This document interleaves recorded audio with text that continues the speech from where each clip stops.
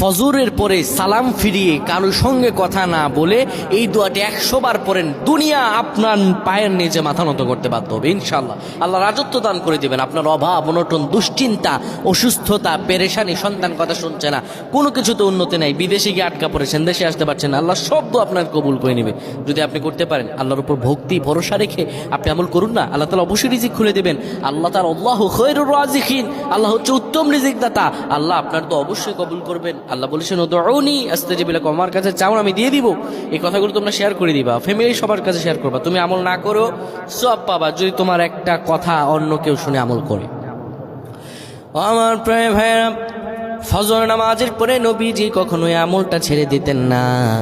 কেউ যদি ফজর নামাজের পরে পরে সুবহানাল্লাহি ওয়া বিহামদিহি সুবহানাল্লাহিল আযীম 100 বার যদি কেউ পড়তে পারে, কারো সঙ্গে কথা না বলে 100 বার পড়ার কারণে আমার আল্লাহ